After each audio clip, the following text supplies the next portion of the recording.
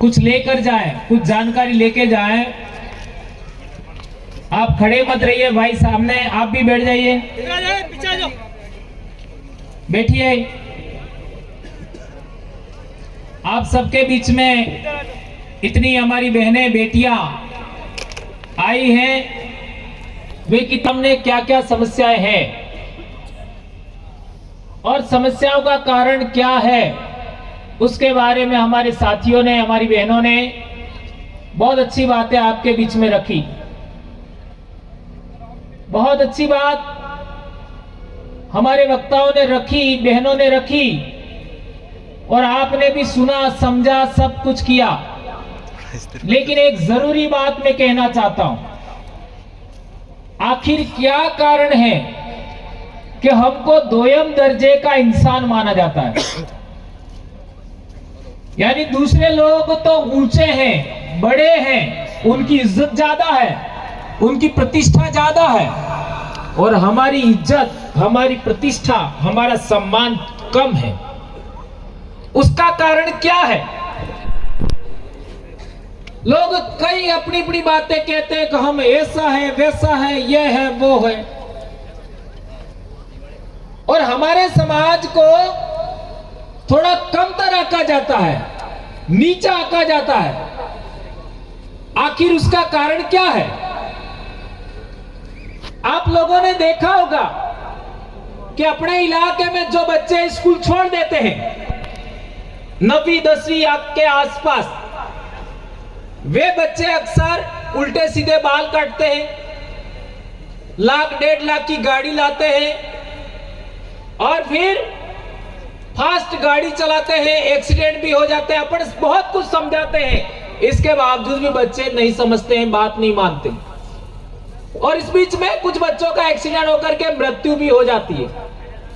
ये पूरे आदिवासी बेल्ट के अंदर आप किसी भी राज्य में चले जाओ, मध्य प्रदेश में जाओ, यही समस्या मिलेगी।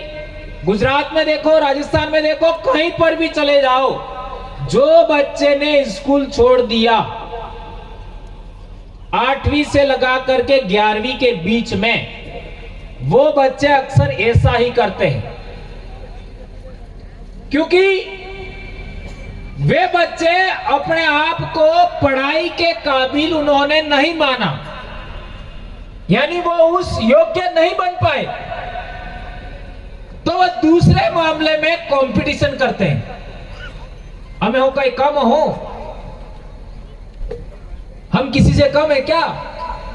तो जो उनकी पीढ़ी के बच्चे जो पढ़ाई में आगे बढ़ जाते हैं, वो उधर पढ़ाई में आगे बढ़ता नहीं है अपने आप को रोब झाड़ने के लिए। इस तरीके से मैं किसी से कम हूं क्या, ऐसा दिखाने के लिए ऐसा बच्चे करते हैं। उसका कारण क्या है? उसकी भी जड़ में आप देखोगे तो हमारा समाज है वो स्वाभिमान के साथ जीवन बसर करने वाला समाज है। तो वो अपनी आशाओं, आकांक्षाओं, इच्छाओं के अनुरूप जब काम नहीं कर पाता है, तो वह दूसरे तरीके से अपने स्वाभिमान को दिखाने की कोशिश करता है। क्योंकि उस समय बच्चों को इतनी समझदारी नहीं होती है, इस वजह से वो अपना स्वाभिमान को जिंदा रखने के लिए, आगे बढ़ाने के लिए कि मैं भी किसी से कम नहीं हूं, यह दिखाने के लिए इस तरीके की प्रतिस्पर्धा करता है। तो मैं कहना चाहता हूं, पहली बात तो हमारे बच्चों को पढ़ाई करनी है और जितना पढ़ सके उतना पढ़ाना है। हमारी बहन शांता ही ना बता रही थी पढ़ाई के बारे में।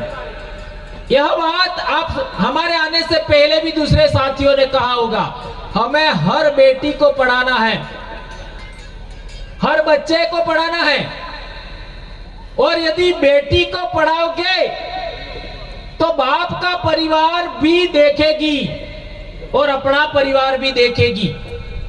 इसलिए जितने साथी यहां पर आए हैं, अपनी बेटियों को पढ़ाना ही है। इस इलाके के अंदर हमारी पढ़ाई का स्तर बहुत कम है, कोटड़ा की हालत तो और ज्यादा खराब है। वहां के स्कूल और चिकित्सालयों के क्या हालत है अखबार में आता है।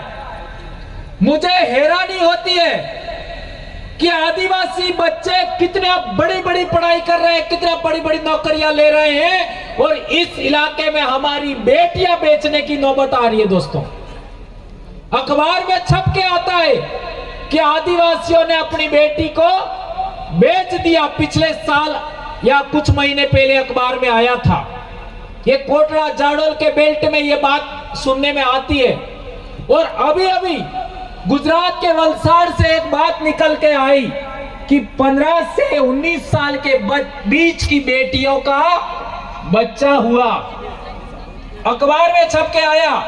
यानी हमारे बच्चों की हम लोग टाइम पर पढ़ाई नहीं करते हैं, उनको पाठ पढ़ना नहीं आता है, तो फिर वो बच्चे दूसरे कामकाज में गतिविधि में संलग्न हो जाते हैं। इसके बाद हम लोग अब बच्चा मान नहीं रहा ऐसा करके शादी करा देते हैं। इससे हमारे बच्चों पर बहुत असर पड़ रहा है। बच्चों में खून की कमी हो रही है, उनका लंबाई नहीं बढ़ रहा है, शरीर का विकास नहीं हो रहा है, और हमारी नस्ल है वो कमजोर हो रही है। इस बात का आप सबसे ज्यादा ध्यान देना है। रही बात हमारे इलाके में जन जागरण की, तो मैंने जो सवाल खड़ा किया कि हमको दूसरे लोग दोयम दर्जे का क्यों मानते हैं और वो अपने आप को ऊंचा क्यों मानते हैं, तो उसके लिए ज्यादा कुछ देखने की जरूरत नहीं है। किताबों में क्या लिखा यह महत्वपूर्ण कम है, शास्त्रों में क्या लिखा यह महत्वपूर्ण कम है। हमारे जीते जी कौन हमारे साथ कैसा व्यवहार कर रहा है, यह अनुभव बहुत बड़ा है। दोस्तों, यह बात समझना होगा। किताबों में किसने क्या लिखा, शास्त्रों में क्या लिखा, हमारे जीते जी हमारे सामने हमने हमारे जीवन के अंदर कौन इंसान हमारे साथ कैसा व्यवहार करता है, यह अनुभव बहुत बड़ा है। इस बात को आप याद रखिए। तो हमारा अनुभव है, आज मेरी उम्र भी 50 साल एग्जैक्ट चल रही है अभी, और मैंने अपनी पढ़ाई के दौरान मेरे को कभी मालूम नहीं पड़ा कि मेरे समाज के साथ छुआछूत होती है, क्योंकि मैं पाल का बेटा हूं और पालों में किसी की हिम्मत नहीं है, किसी की औकात नहीं है कि पालवी आदमी को कोई छुआछूत करे। किसी के सामने हिम्मत नहीं है कि वो उसको दबाए। और हम तो ऐसी पाल के रहने वाले हैं जिस पाल ने डूंगरपुर के दरबार को भी शरण दिया था, हम उस पाल सुराता के लोग हैं। तो मेरी पढ़ाई के दौरान कभी मेरे को पता नहीं लगा कि मेरे समाज के साथ ऊंच नीच का व्यवहार, छुआछूत का व्यवहार, भेदभाव कोई दूसरा समाज करता है, ये कभी मेरे को मालूम नहीं पड़ा। और जहां तक पढ़ाई की बात करो, मैं किसी भी क्लास में चौथे स्थान पर कभी नहीं आया। मेरा सरकारी नौकरी होने तक पहला, दूसरा, तीसरा स्थान ही मेरा रहा, और जैसे जैसे बड़ी क्लास में आया पहला स्थान ही मेरा ज्यादा रहा है। 12वीं में भी पहला स्थान, एसटीसी में भी पहला स्थान, बीएड में पहला स्थान, और कॉलेज में मेरा दूसरा स्थान।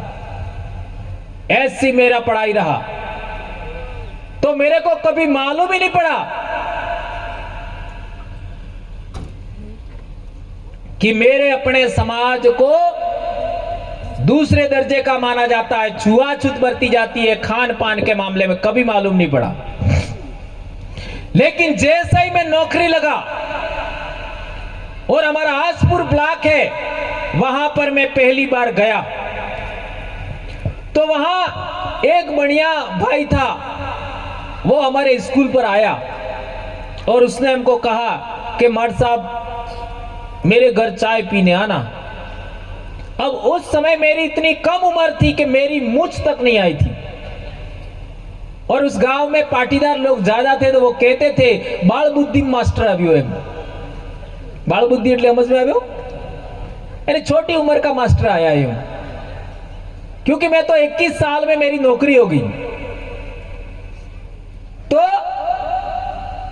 मैं उसके घर चाय पीने गया, और वो भी इसलिए कि ये यहां रहेंगे तो मेरी दुकान पे सामान खरीदेंगे, उसका वो स्वार्थ। तो हम लोग 3-4 लोग गए। अब चाय पिलाई तो कप उन्होंने, उसके वाइफ ने वो वहीं पर नीचे रख दिए। अब ऐसा मेरे साथ में कभी हुआ नहीं था, तो मैंने, हमारा एक दूसरा साथी था, उसको पूछा कि ये अंदर क्यों नहीं लेके गए। तो उसने बताया कि यहाँ ऐसा ही होता है, ये दूसरे समाज के लोगों के साथ ऐसा करते हैं। तो मैं तो बहुत पालवी आदमी था, तो गुस्से हो गया। मैंने उस बढ़िया को ऐसी लताड़ लगाई सेम टाइम कि तुम्हारे घर पे जो सुविधा है ना, उससे ज्यादा मेरे घर सुविधा है। तुम्हारे घर में जितनी पढ़ाई नहीं है, उससे ज्यादा तो मेरे घर में पढ़ाई है। तुम्हारे पास जितनी जमीन नहीं है ना, उससे ज्यादा मेरे पास जमीन है। और मेरे घर में मैं छठवां आदमी हूं जो नौकरी कर रहा हूं। मेरे दादा भी पढ़े लिखे हैं, मेरा बाप भी पढ़ा लिखा है। ऐसा करके मैंने उस समय जो आए वो ठोक दिया। अब बेचारा वो तो हाथ जोड़ने लग गया, क्योंकि वो तो शायद ऐसा नहीं करता, लेकिन उसके परिवार में जो चलता था तो उसके वाइफ ने ऐसा कर दिया। तो उसके वाइफ को भी बाद में थोड़ा सा रियलाइज हुआ कि मार साहब कह रहे हैं तो हमको ऐसा नहीं करना चाहिए था। अब बेचारे वो लोगों ने माफी भी मांगी और इसके बाद में उन्हीं के मकान में मैं रहा। और उनके घर में कभी भी छाछ बनती, छाछ दे जाते, घी बनता तो 1 कप घी मुफ्त में दे जाते। सोचिए, ये घटना मैंने आपको क्यों सुनाई? मैंने 1 मिनट भी वो बात स्वीकार नहीं की, सहन नहीं की, तत्काल रिएक्शन किया। यदि आपके साथ में गलत व्यवहार होता है और आपने तत्काल रिएक्शन किया होता तो आज आदिवासियों की यह दशा नहीं होती। हम लोग सहन करते हैं, हम लोग भेदभाव झेलते हैं, शोषण झेलते हैं, यह हमारी गलती है। हमें तत्काल रिएक्शन करना चाहिए, एहसास दिलाना चाहिए कि तुम हमारी रोटियां खा रहे हो, हमारे इलाके में रह रहे हो, हमारे बाप दादाओं की जमीन पर तुम रह रहे हो, हम तुम्हारे बाप दादाओं की जमीन पर नहीं रह रहे। ये बात आपको बोलना चाहिए था। आप लोगों ने ऐसी बातें नहीं बोली, आप लोगों ने सहनशीलता बरती, इसलिए आपको 2 दर्जे का माना जाता है। ये बात समझना होगा दोस्तों। इसलिए मैं कहना चाहता हूं कि हमारे साथ जो भी गलत व्यवहार हो उसको उसी भाषा में जवाब देना होगा, चाहे वो कोई भी समाज हो। हम यहां के मुर्गे हैं।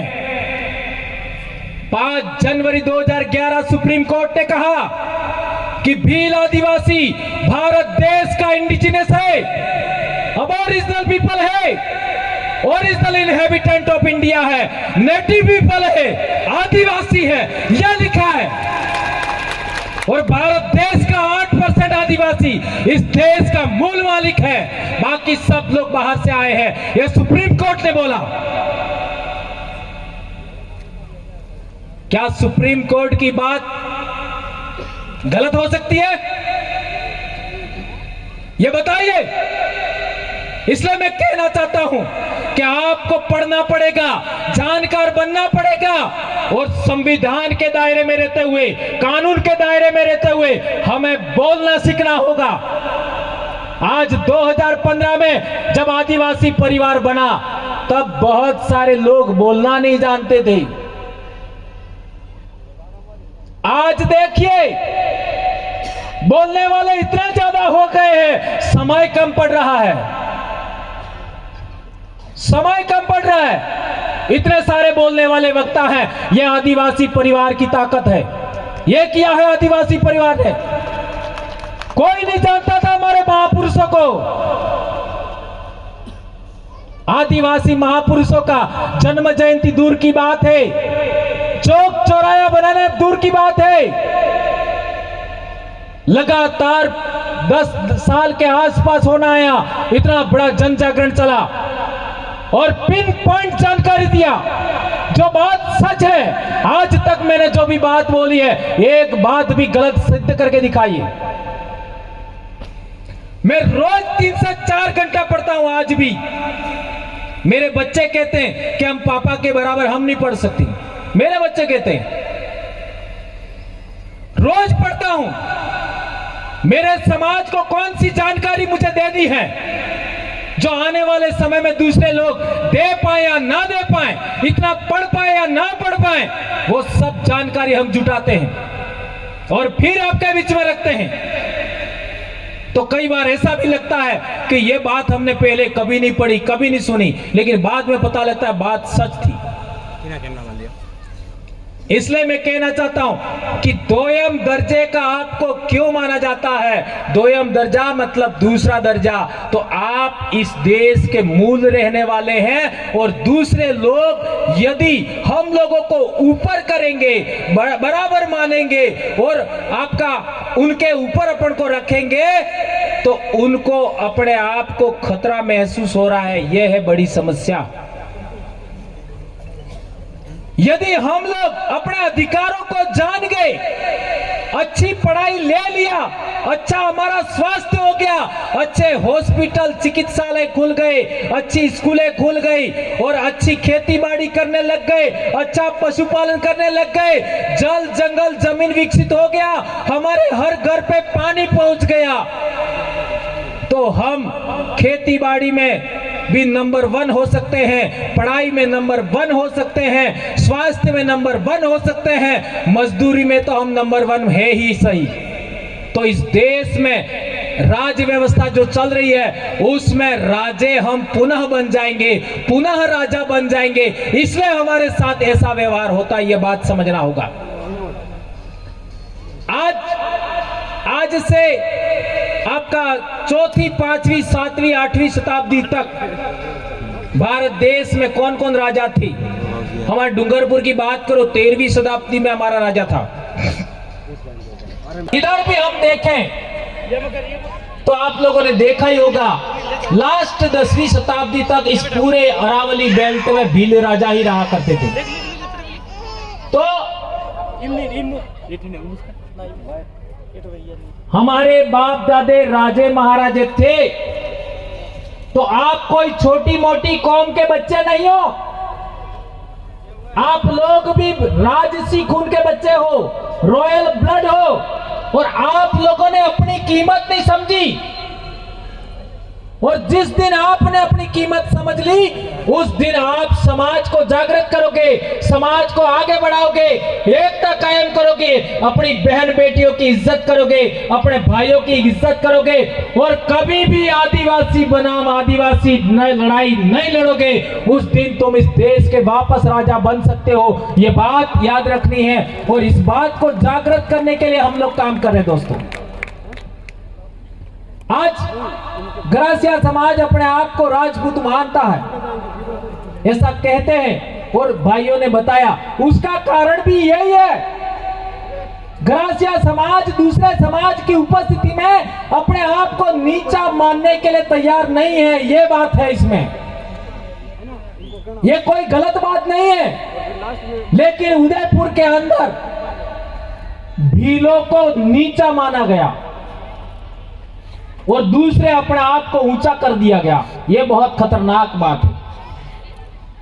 उदयपुर में 1840-41 में मेवाड़ भीलकोर बनी, उसमें भील शब्द है, लेकिन मेवाड़ भीलकोर जहां बना वहां आज एक भी भील नहीं है, सभी मीणा।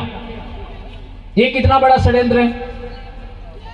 हल्दी घाटी के युद्ध में हमारे बाप दादाओं ने लड़ाई लड़ा और हमने बलिदान दिया, और महाराणा प्रताप को इन पहाड़ों में हमारे बाप दादाओं ने शरण दिया या फिर सुरक्षा किया, जो भी आप कहना चाहते हो कहिए। उसमें हमारे बाप दादे कितने मरे होंगे सोचो, मुगलों से लड़ाई लड़ते हुए। इतना बड़ा लड़ाई लड़ा, इतना बड़ा त्याग किया हमारे बाप दादाओं ने, और इतना त्याग करने के बाद हमारे लोगों का इतिहास के अंदर उस जमाने में भील माना जाता था, आज भील गायब, नीचे दर्जा का मान लिया। उदयपुर के आसपास गमे थी, और इंटरनेट जाओ कहीं क्या न कहीं क्या। ये भील नाम गायब क्यों किया, ये कभी समझा आपने? चलो, आज से 500 साल पहले ग्रासिया कहीं लिखा हुआ है क्या? आज 2024 चल रहा है। 1500 ईस्वी, 1500 ईस्वी के आसपास कहीं ग्रासिया शब्द लिखा हुआ है क्या? बताइए। किसी कागज पर लिखा हो, किसी ताम्रपत्र पर लिखा हो, किसी पत्थर पर लिखा हो, कहीं से भी बता दो, नहीं मिलेगा। यही बात